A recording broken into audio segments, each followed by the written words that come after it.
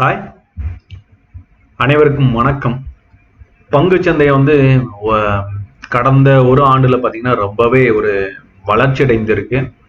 குறிப்பாக இந்த எலெக்ஷன் ரிசல்ட்டுக்கு பிறகு பார்த்தீங்கன்னா நல்லாவே வளர்ச்சி அடைந்திருக்கு. யாரெல்லாம் இன்வெஸ்ட் பண்ணியிருந்தவங்களோ நல்லாவே ரிட்டர்ன் பார்த்துருப்பீங்க. ரீசெண்டாக எஸ்டர்டே பார்த்தீங்கன்னா ஒரு சின்ன ப்ராஃபிட் புக்கிங் போயிட்டு இருந்துச்சு. ஸோ மார்க்கெட் ஹையில் இருக்கு, நாம எங்க இன்வெஸ்ட் பண்ணலாம் அப்படின்னு சொல்றவங்களுக்கு இந்த வீடியோல சில தகவல்கள். ஸோ மோதிலால் என்ன சொல்றாருன்னா, எக்கனாமிக் டைம்ஸ் பிரைம்ல இந்த ஆர்டிகல் வெளியிட்டு இருக்காங்க. Silver likely to touch ₹1,25,000 over next few months அப்படின்னு சொல்றாங்க. ஸோ அதாவது சில்வருடைய மதிப்பு, அதாவது ஒரு கிலோக்கு 1,20,000 12 முதல் 15 மாதத்துல தொடலாம் அப்படின்னு எதிர்பார்க்கப்படுது. ஸோ இப்போ கோல்டு பிரைஸ் ஆல்ரெடி ஹையா போயிடுச்சு. ஸோ சில்வரும் மூவிங் ஹையர் அப்படின்னு எதிர்பார்க்கப்படுது. ஸோ யாரெல்லாம் இன்ட்ரெஸ்ட் இருக்கோம் அவங்க இதுல இன்வெஸ்ட் பண்ணலாம். ஸோ இதுல இன்னொரு இம்பார்ட்டன்ட் என்னன்னா, கம்பேரிங் மார்க்கெட் ஸ்டாக்ஸ் எல்லாம் ஆல்ரெடி ஹைல இருக்குது, நம்ம எதுல இன்வெஸ்ட் பண்ணலாம் அப்படின்னு சொல்லி இருக்கவங்களுக்கு இந்த சில்வர் ஆர் கோல்டு ஒரு முதலீடு இருக்கலாம். இதுல குறிப்பாக இந்த சில்வர் பாத்தீங்கன்னா கடந்த ஓராண்டுல மட்டும் இயர் டு டேட் பாத்தீங்கன்னா 30% இந்த கோல்டு பெர்ஃபார்ம் ஆயிருக்குது.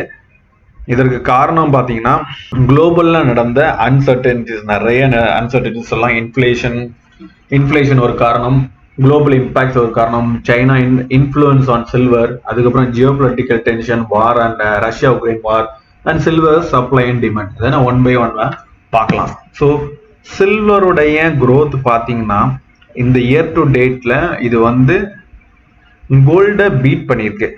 ஸோ என்ன சொல்றாங்கன்னா, சில்வர் ரேபிட்டோட ஷூஸ் போட்டு ஓடி இருக்கு அப்படின்னு சொல்லி நக்கலா கூட ஒரு ஸ்டேட்மெண்ட் சொல்லியிருக்கிறாங்க. ஸோ இயர் டு டேட் கோல்டோட பெர்ஃபார்மன்ஸ் பார்த்தீங்கன்னா 15.71% ரிட்டர்ன் கொடுத்துருக்கு. அண்ட் சில்வர் பார்த்தீங்கன்னா 22.34% கொடுத்துருக்கு. ஸோ இதோட ரிட்டர்ன் பார்த்தீங்கன்னா கரண்டா சில்வரோட ட்ரேடிங் ப்ரைஸ் $29.3 அண்ட் கோல்டு பார்த்தீங்கன்னா $2,399. ஸோ இதையே நீங்க ஒரு இயருக்கு ரிட்டர்ன் கொடுத்தது பார்த்தீங்கன்னா, ஒரு 1 இயரோட ரிட்டர்ன் பார்த்தீங்கன்னா கோல்டோட ரிட்டர்ன் 19.37% அண்ட் சில்வர் பார்த்தீங்கன்னா 17.83%. அதுவே 5 இயர்ஸ்க்கு பார்த்தீங்கன்னா கோல்டோட ரிட்டர்ன் பார்த்தீங்கன்னா 68.42% அண்ட் சில்வருக்கு பார்த்தீங்கன்னா 81.5%. ஸோ இதற்கு பல்வேறு காரணங்கள் சொல்லியிருக்கேன்.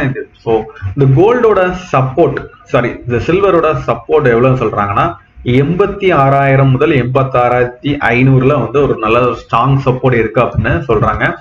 ஸோ ஹையர்ல 1,25,000 தொடும் அப்படின்னு எதிர்பார்க்கப்படுகிறது.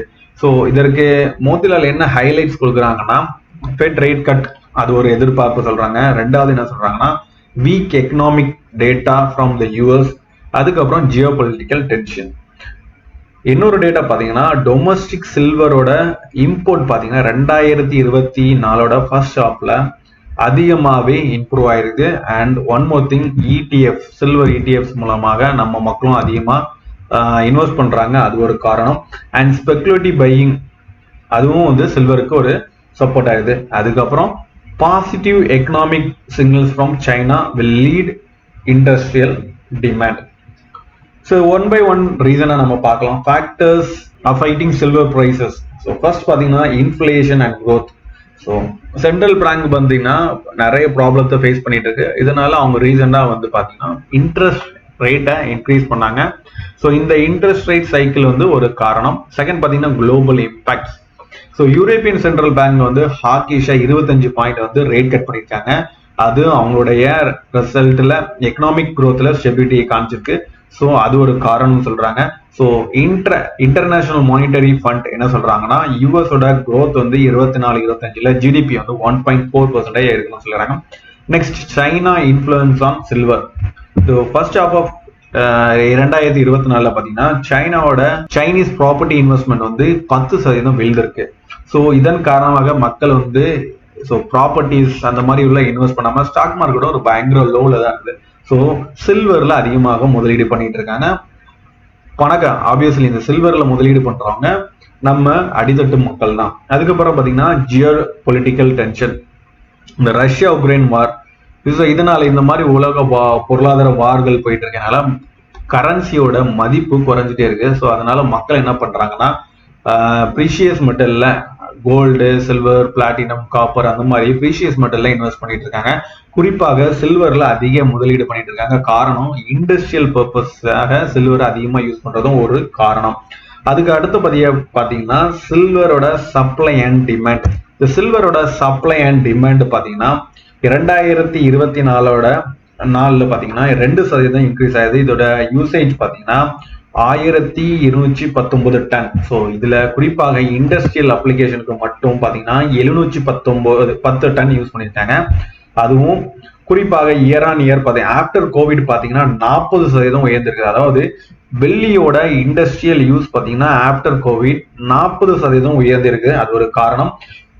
அது கடைசியாக ஒரு காரணம் என்ன சொல்றாங்கன்னா மைனிங் ரூல்ஸ். புதிதாக மைனிங் ரூல்ஸ் நிறைய கொண்டு வந்திருக்காங்க. அதாவது என்வாயர்மெண்டல பாதிக்குது அப்படின்னு சொல்லிட்டு நிறைய ரூல்ஸ் கொண்டு வந்திருக்காங்க. இதனால சில்வருடைய ப்ரொடக்ஷன் குறைஞ்சிருக்கு. இந்த சில்வருடைய ப்ரொடக்ஷன் குறைஞ்சதுனால குறிப்பாக பாத்தீங்கன்னா 1% குறைஞ்சிருக்கு 2024. இந்த சப்ளை அண்ட் டிமாண்ட் ரீசன்னாலையும் சில்வருடைய பிரைஸ் ஹையரா இன்க்ரீஸ் ஆகிட்டே இருக்கு. ஸோ கன்க்ளூஷனா மோத்திலால் அஸ்வாலோட ரிப்போர்ட் என்ன சொல்றாங்கன்னா பை அண்ட் டிப் அப்படின்னா சொல்றாங்க.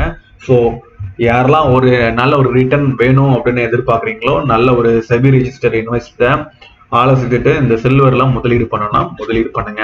ஸோ சில்வரை முதலீடு பண்ணலாம். ஸோ எங்க எப்படி முதலீடு பண்ணலாம்னா ETF மூலமாக முதலீடு பண்ணலாம். இந்த ETF மூலமா முதலீடு பண்ணணும்னா உங்களுக்கு டிமேட் அக்கௌண்ட் வேண்டும். ஸோ சில ETF கம்பேரிசன் உங்களுக்கு கீழே கொடுத்துருக்கேன். ICICI Prudential சில்வர் ETF பாத்தீங்கன்னா expensive ratio 0.4% and Nippon India 0.56 and HDF silver ETF பாத்தீங்கன்னா 0.40. ஸோ லிக்விடிட்டி பாத்தீங்கன்னா ஹை. ஸோ நீங்க ETF முதலீடு செய்யும் போது உங்களுடைய எக்ஸ்பென்சிவ் ரேஷியோ கம்மியா இருக்கணும். அது போக ட்ராக்கிங் எரரும் கம்மியா இருக்கணும். ட்ராக்கிங் எரர் அவங்க மென்ஷன் பண்ணல. ஸோ ஃபர்தரா நீங்க உங்க அனலைஸ் பண்ணி யூஸ் பண்ணுங்க. ஸோ மியூச்சுவல் ஃபண்ட் மூலமா முதலீடு பண்ணீங்கன்னா ஸோ எந்த முதலீடுகள் நல்லா இருக்கும் பாத்தீங்கன்னா ரீசெண்டா இன்ஃபோசிஸ், HCLTech அண்ட் TCS அவங்களோட ரிசல்ட் வெளியிட்டு இருக்காங்க.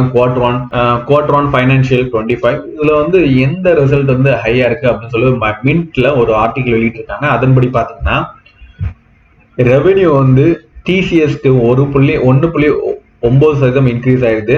அதே சமயத்துல இன்ஃபோசிஸ் பாத்தீங்கன்னா 3.3% ரெவென்யூ இன்க்ரீஸ் ஆயிடுது. ஸோ ரெவென்யூ வைஸ் பாத்தீங்கன்னா TCS அண்ட் இன்ஃபோசிஸ் உயர்ந்திருக்கு. HCLTech ரெவென்யூ குறைஞ்சிருக்கு 1.9%. நெட் ப்ராஃபிட் பாத்தீங்கன்னா TCS ரெவென்யூ பாத்தீங்கன்னா 3.6% குறைஞ்சிருக்கு. HCL ரெவென்யூ பாத்தீங்கன்னா 3.3% இன்க்ரீஸ் ஆயிருக்கு. அண்ட் நெட் ப்ராஃபிட் இன்ஃபோசிஸ் பாத்தீங்கன்னா 20.4% குறைஞ்சிருக்கு. ஸோ அதுவே ஆப்ரேட்டிங் மார்ஜின் வச்சு பாத்தீங்கன்னா 24.7%, அதாவது 130 பைசஸ் ஆப்ரேட்டிங் மார்ஜின் TCSல குறைஞ்சிருக்கு. அண்ட் 50 பைசஸ் HCLTechல குறைஞ்சிருக்கு. இன்ஃபோசிஸோட ஆப்ரேட்டிங் மார்ஜின் பாத்தீங்கன்னா 100%, அதாவது 100 பைசஸ் இன்க்ரீஸ் ஆயிருக்கு. ஸோ ஓவராலா பாத்தீங்கன்னா இன்ஃபோசிஸ் மற்ற கம்பெனிஸை விட பெட்டராகவே இருக்குது. அவங்களோட ஆப்ரேட்டிங் மார்ஜின் இன்க்ரீஸ் ஆயிடுது அண்ட் ரெவென்யூ ஆல்சோ இன்க்ரீஸ் ஆயிருக்கு. ஸோ இது ஒரு காரணம். ஸோ நீங்க இதெல்லாம் டிஸ்கஸ் பண்ணி இந்த ரெவென்யூ, ப்ராஃபிட் அண்ட் ஆப்ரேட்டிங் மார்ஜினை வச்சு ஸோ எது அதிகமா ஒரு பீட் பண்ணீங்கன்னா இன்ஃபோசிஸ் நல்ல ஒரு குவார்டர் ரிசல்ட்டை கொடுத்துருக்கு மற்ற கம்பெனிஸை விட அப்படின்னு சொல்லி மின்ட் ஆர்டிக்கலை வெளியிட்டிருக்காங்க. So thank you.